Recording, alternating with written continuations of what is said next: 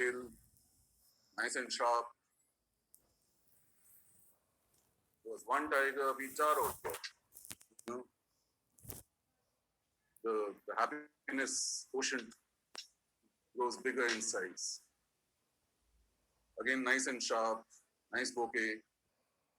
Okay, you start doing it for uh, 1 week, 6 months, 1 year, 2 years, 3 years. How much will you do? Keep shooting the same thing again and again and again and again, right? I kept on doing it for years until I started suffering from this disease called tiger boredom. You know, I was I was a terrible victim of this disease, and uh, I started questioning myself. I have the best of gears. These gears can produce the best of images. But why do I still suffer from this disease? I am bored of seeing my own images. I love the species. There's no denying the fact that I'm not bored of this animal. You put me in front of this animal, I can still. I won't pick up my camera, but I'll still enjoy seeing this animal. But I don't like shooting this animal anymore. There's something wrong.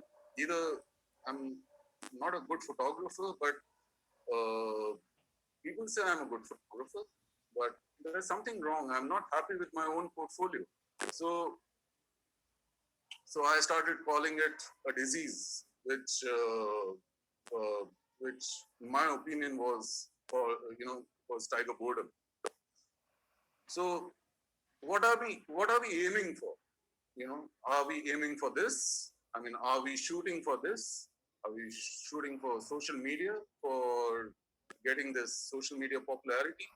Fine. I mean, we can aim for this, but uh, in the process, what about your personal growth as a photographer?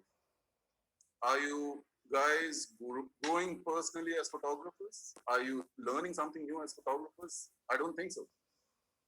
So, what is what is the solution for this disease called tiger boredom?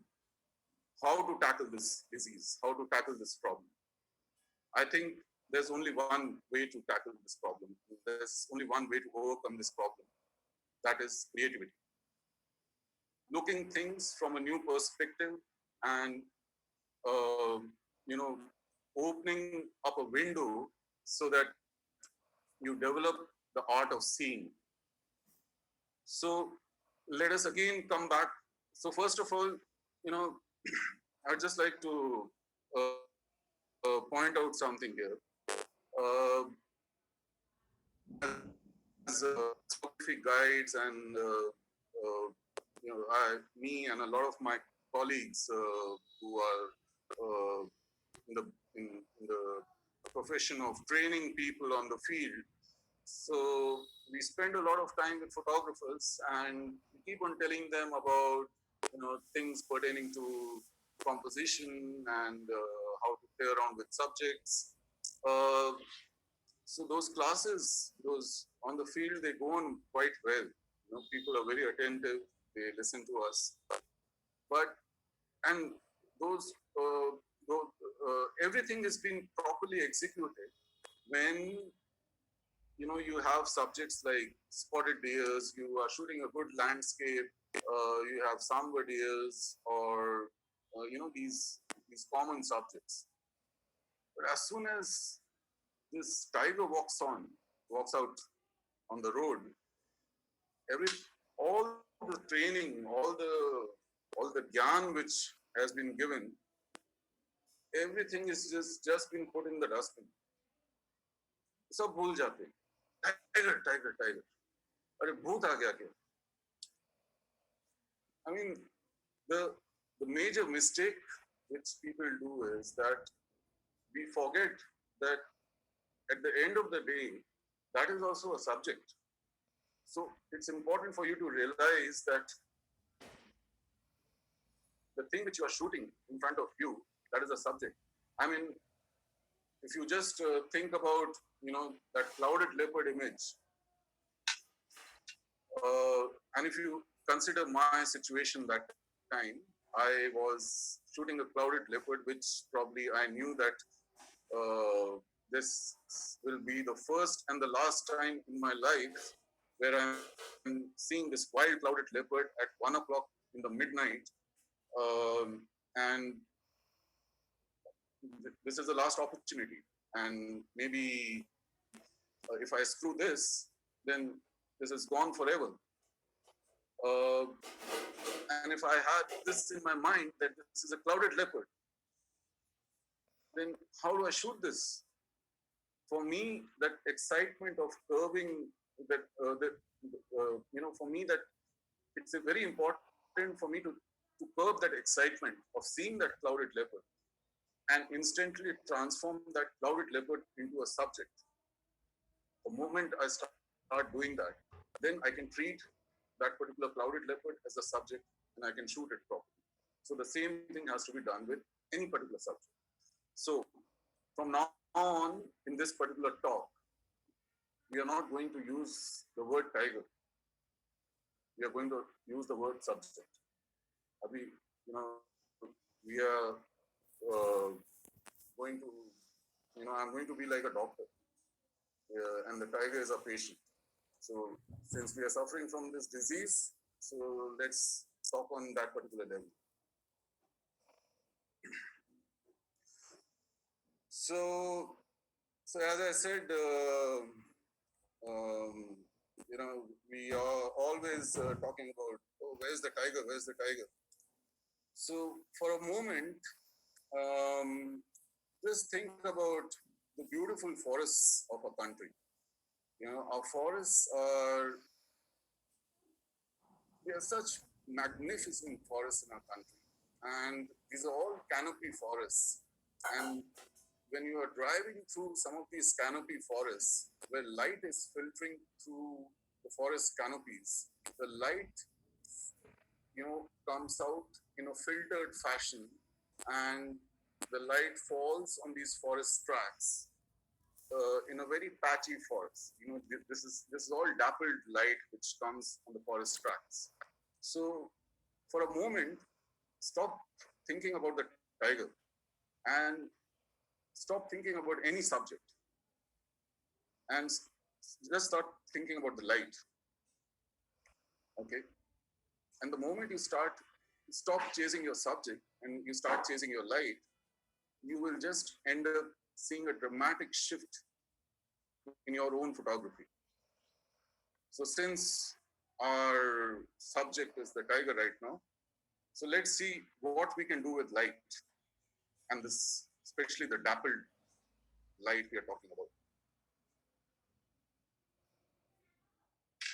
So this is one example, tigers, the subject walking on forest tracks. And, if you know this, the behavior of the subject when it starts walking on these forest tracks, they just keep on walking because they love walking on these forest tracks. Their pads are soft, and if they are given space when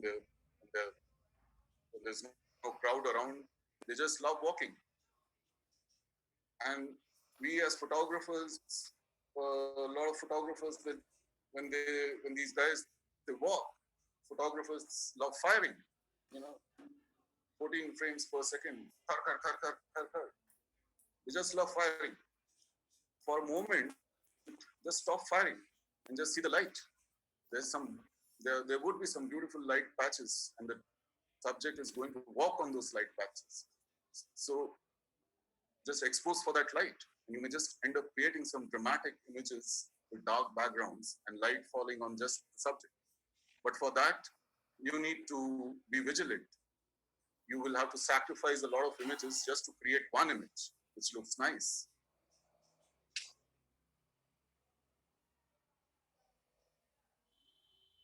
Your subject is sitting in the water. Just be very vigilant about the fact from where the light is falling. Um, you can underexpose and create images like these.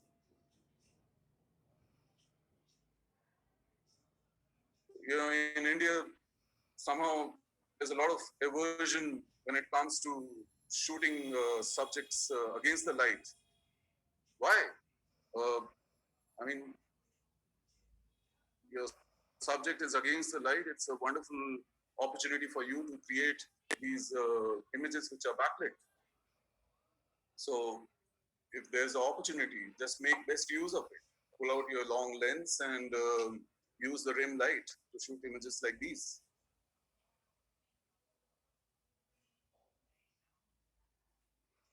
Harsh light. Oh my God, this is when a lot of photographers I see on the field, uh, the moment the the clock strikes 9 o'clock, 10 o'clock, light बहुत harsh हो गया, कुछ नहीं होने का, nothing happens. Why? Light harsh हो गया. There can be images which can be produced in harsh light. You know, animals love shade in harsh lit situations. But you, as a photographer, you can make use of those situations to produce high key images like these. You know, how to do it? Just, I mean, in the early examples, you are underexposing. When your subject is sitting in shades, you can overexpose, just burn out the entire background. And doesn't it look nice? I mean, it's a nice charcoal painting if you process it in black and white. And this is not just a one-off thing which happened once upon a time in, I think, 2011, 12. You, once you start seeing these kind of things, you see it regularly. So now, you know, when when you start doing these kind of things, then essentially you start becoming a master of light. The light is under your control, and when the light is under your control, you start ruling the subjects all over the world. Wherever you go, whatever is your subject, you just start controlling your subjects, and you just start replicating that kind of a work wherever you go, and whatever be your genre of photography, whether you are shooting wildlife, whether you are shooting landscapes, whatever you do.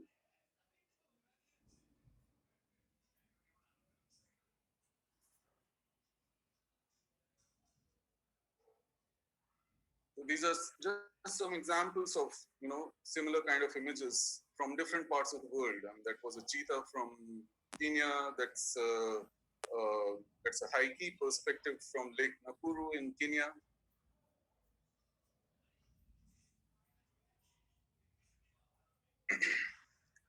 So this is example two. This is my second suggestion on what you can do when you are dealing with this subject. This is not any kind of a lecture on veterinary science, but this is something which I have been doing quite a bit, and I would just like to share this field experience with you, and I love doing this. We as as photographers, when we go to tiger reserves, especially in the summer months, these subjects, they love water. They love sitting around it in water bodies, and we as photographers, we start getting bored. वो कब उठेगा, कब कुछ होगा, what will happen? Why to get bored? Your subject is sitting in front of you. Make use of it. You have a beautiful looking lens. you have these. You have a wonderful camera which can create wonderful images. You have these teleconverters. So just stack up all the glass you have in your kit, and this is what you can do. So essentially, if you think about this particular subject, it is such a beautiful looking subject that if I think about the tiger, each and every body part of the tiger, I can dissect it into various parts, and each body part, it's a frame in itself. And I'll just give you some examples. And the next 2 or 3 images which I'll show you, those images have been produced from this particular tiger, which is there lying in front of you. Two small little flies on his back, you know. So all I needed to do was just put a 2x converter on my 400 2.8 lens to make it a 800 lens, and just to focus on those two small little flies. I mean, it's a tiger, and these two small little flies. I mean, they had the brave heart to sit on a tiger. Do you have that kind of a heart to sit on a tiger's back? Those flies have the brave heart. So that's a nice perspective. The snout of a tiger. You can play around with the face of a tiger in various ways, rather than just shooting a nice portrait where you make the tiger sit like, as if you are shooting this passport size photograph. You can play around with the tiger in various ways. The snout of a tiger. They're looking at this image. You can play around with the aperture and shoot the eye of the tiger with the snout out of focus as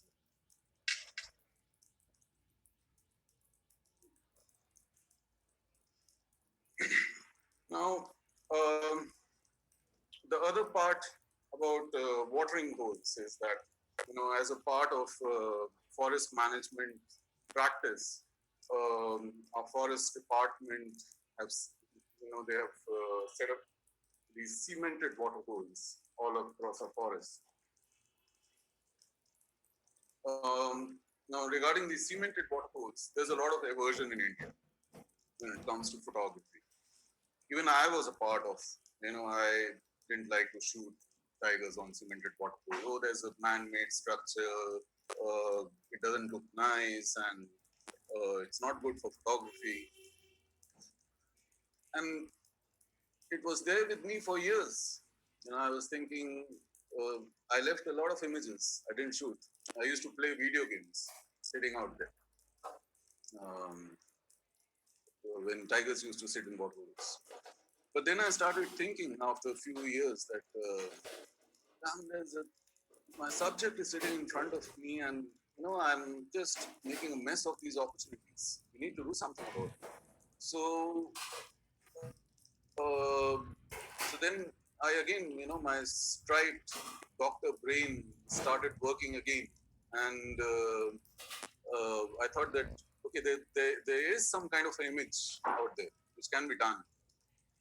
So there was one image which was definitely out there, that when this tiger gets up from that water hole, there's a beautiful waterfall which will happen from his belly, and if somehow we can make an image out of it, that should look nice. So again, stacking up all the glass you have in your kit, and shooting that tiger from close range just to capture water dripping from his body.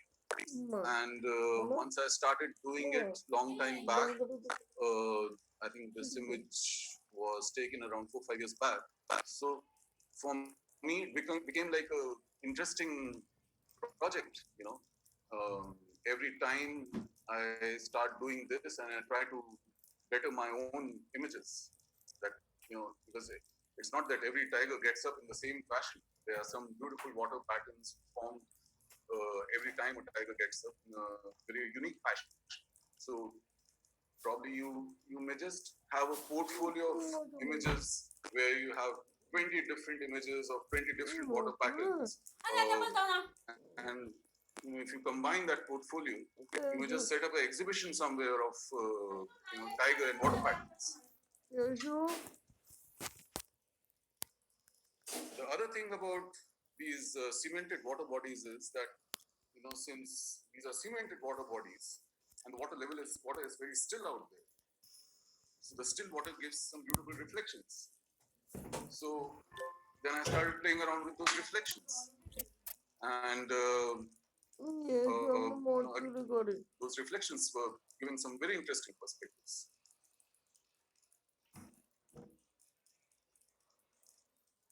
So that's again one image from an inverted reflection of a tiger which is approaching a cement water hole.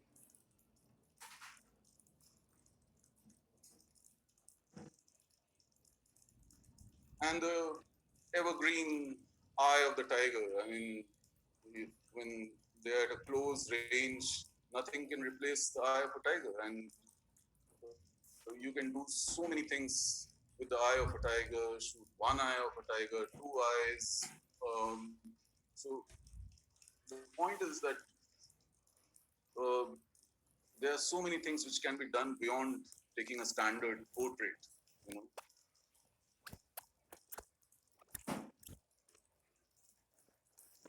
the pause. Why to forget the pause? Uh, you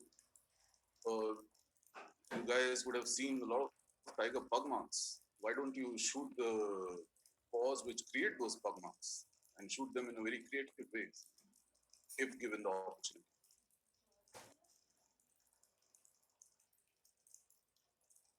So again, when you get into a habit of observing nature, so whatever images I showed you, it's basically training your mind to observe your subject from a close range and observing the small nitty gritties in your subject and shooting those nitty gritties in a very fine way. You know, uh, compositionally shooting those kind of portraits, it's quite tough because your composition has to be spot on. But once your mind gets trained to observe subjects in that particular way, then you can do these kind of creations with any subject, be it lions in Africa, to elephants, or even blades of ferns. You know, I took this image in Borneo, in a rainforest which is so dense where if I was looking down on, I couldn't even see my foot. The vegetation was so dense. But you know, if you look around you, there is an image everywhere.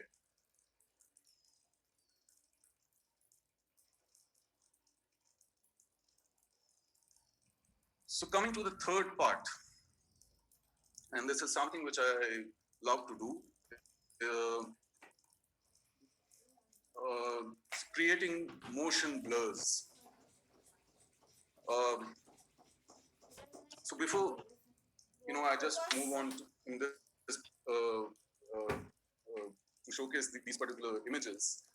Uh, Again, when we talk about this subject, tiger, normally, you guys, a lot of you would be going for tiger safari stuff, or tiger safaris early in the morning. You bumped into a tiger. There's the light situation is very bad. You bump into a tiger early in the morning. The tiger's about to cross the road. In order to shoot that tiger, you have to bump up your ISO. You shoot at some weird ISO, 4,000, 5,000 ISO. Then either you complain to the photographer sitting next to you, or your guide or driver, or you wait for the next vehicle because you have this anxiety burning inside you. किसी को तो बोलना है. You wait for the next vehicle coming. Oh, we had a sighting, but there was, the images turned out to be very bad. There was no light, a lot of winds. But why to put yourself in that situation? I mean, if you had a subject which was about to cross the road in a low light situation, and you had to pump up your ISO to shoot that particular scenario. So why did you have to put yourself in that kind of a situation? Don't pump up your ISO. Shoot at a low ISO just to create a motion blur. क्या है tiger ही तो है road cross करने वाला है. I mean, in every Indian forest there's a tiger which crosses the road every day. Okay, there's nothing new which is happening. Okay. But you, by not bumping up your ISO and shooting at a slower shutter speed, you as a photographer, you can definitely create a new image. Uh, I mean, something which is unique. So that is in your control. So creating motion blurs, it's something which will definitely add on a new dimension to your photography. And uh, I won't suggest that, oh, you first try out with common subjects. You should first experiment with speeding cars and then try out with langurs and then do it with birds and all, and then do it with tigers. Because then, you will never do it with critical subjects. Again, when a tiger will come on the road, you will again bump up your eyes. You will have to take that step to do it with a critical subject, because if you don't do it, you never do it. So take that step and do it once, because you will fail, but there's no harm in failing. You, it comes with practice. Panning comes with practice, but there's no harm in practicing. You may fail once, twice, or thrice, but the fourth time you will get it right.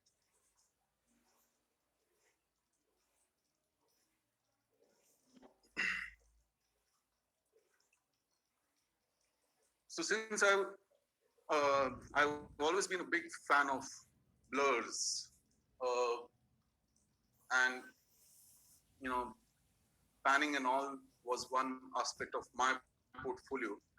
So after a point of time around 6 years back, I started doing a portfolio of images using a particular piece of lens, and I got hold of a Canon lens called the tilt and shift lens, which is essentially used for architectural photography. A lot of wedding photographers use it. But my purpose of using the tilt and shift lens was to create wide angle blurs in wildlife photography.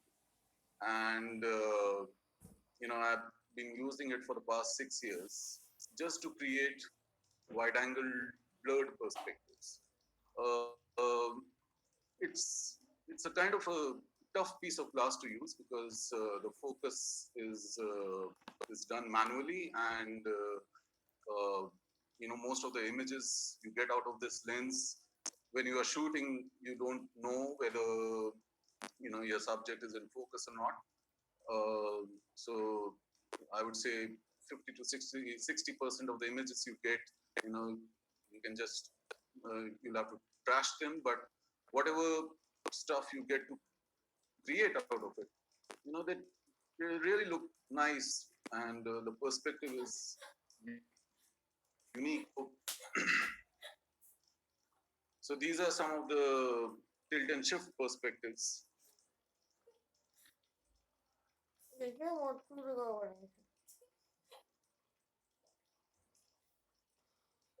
So if you just think about the same kind of images which probably one could have shot with a 70-200 lens at 90 mm, you won't have got this kind of a blurred wide angle perspective.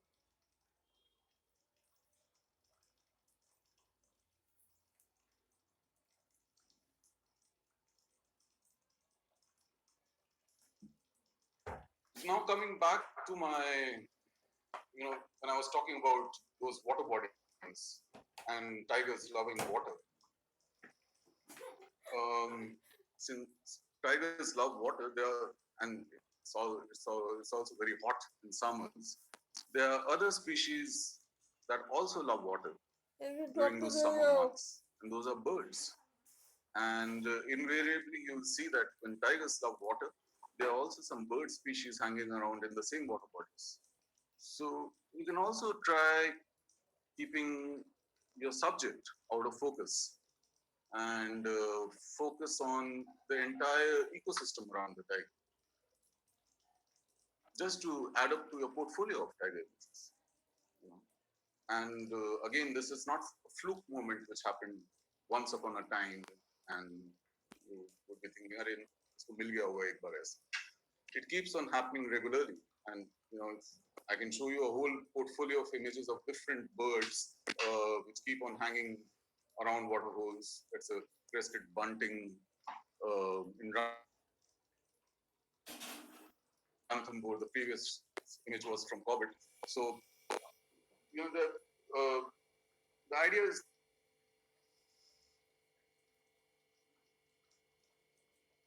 again, there's a whole portfolio of images which you can do.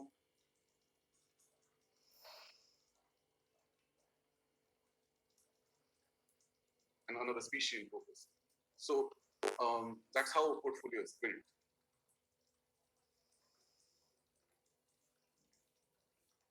So again, if you get a hang of this particular aspect, the creative aspect in your photography, you can experiment it with any particular species, anywhere in the world. Wildebeests running across in the Mara plains. You would have seen tons of images floating around on the internet. That's in fact a great place to practice motion blurs.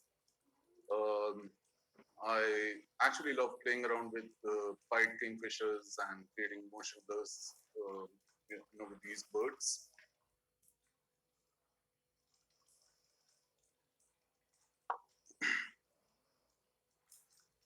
And when I talk about developing the art of seeing and developing a creative vision, then images actually start unfolding in front of you.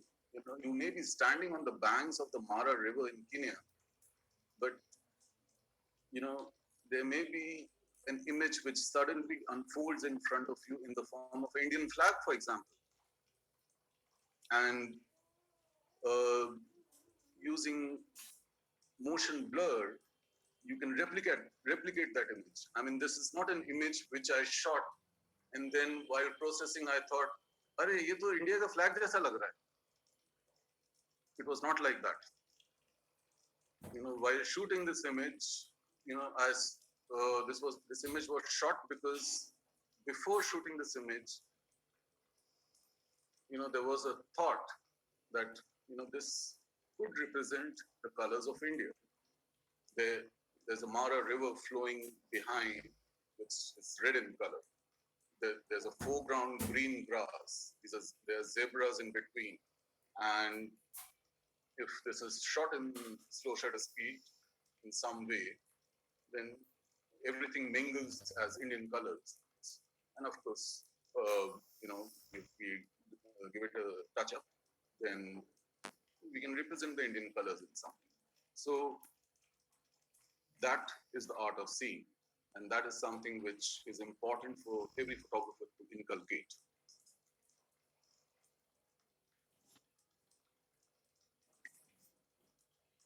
When it comes to motion blurs, it is not limited to wildlife photography. You can do it in landscapes as well. And really looks good when you are doing blurs in landscape photography.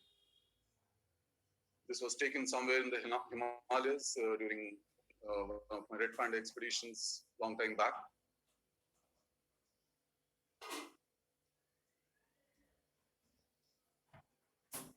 So, as I wind up this talk, I hope whatever I said made sense to you. But as I wind up this talk,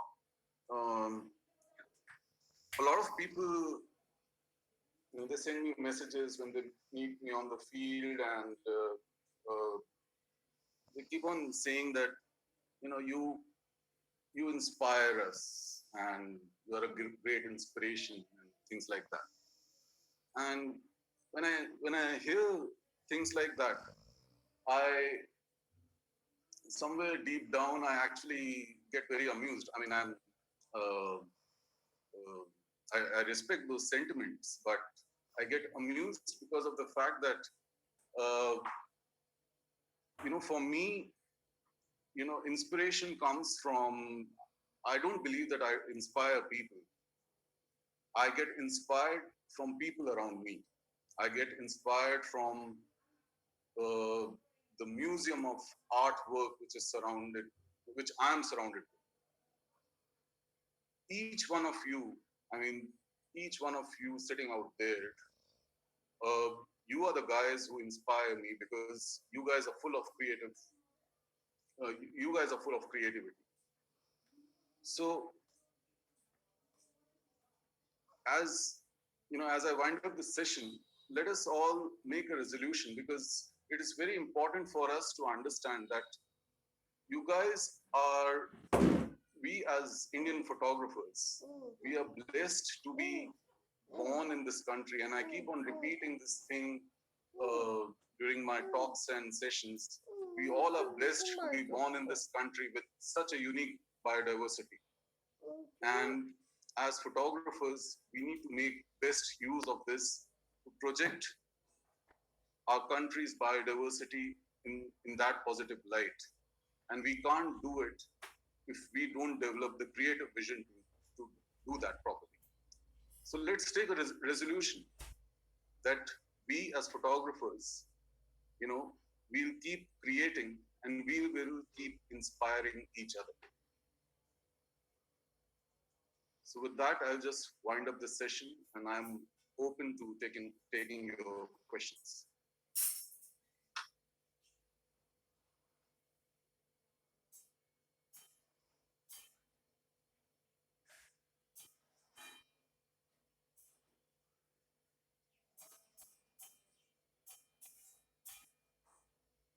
Okay, so we have quite a few questions out here. Let me just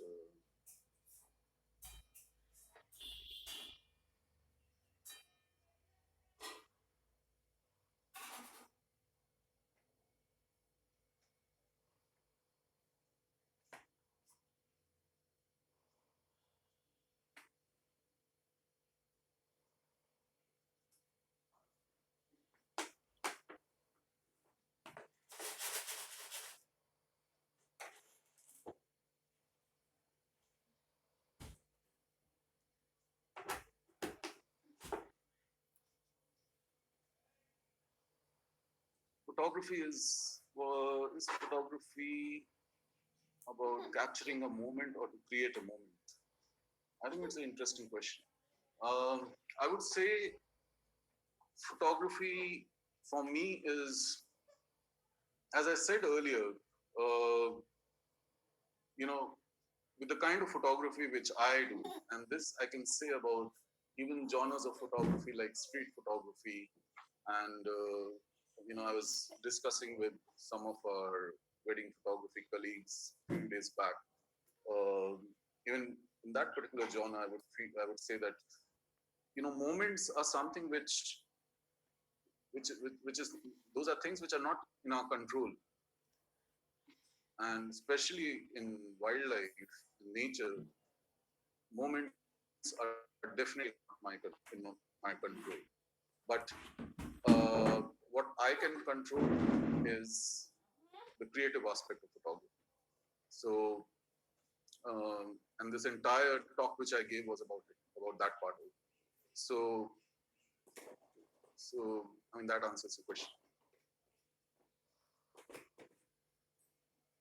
Apart from creativity, how important it is to have a camera and gear with high specs to capture your shots. Is basic DSLR good enough? Yes, basic DSLR is good enough. I mean, every camera you use, there is an image which can be created out of it. I mean, um, I do a separate kind of work which is called DSLR camera trap photography, where uh, you know in the past we have used a lot of basic cameras to do a lot of wildlife photography, and we set up a network of camera traps in the forest with flashes and stuff. So, and they're all basic cameras, and that particular aspect of photography is all about creative wildlife photography, because setting up frames, compositions, understanding animal behavior. So I guess uh, you know it's not about the camera you're using. If you develop the art of seeing, which I was talking about, it is not at all about the camera you're using. It's just about developing that creative vision.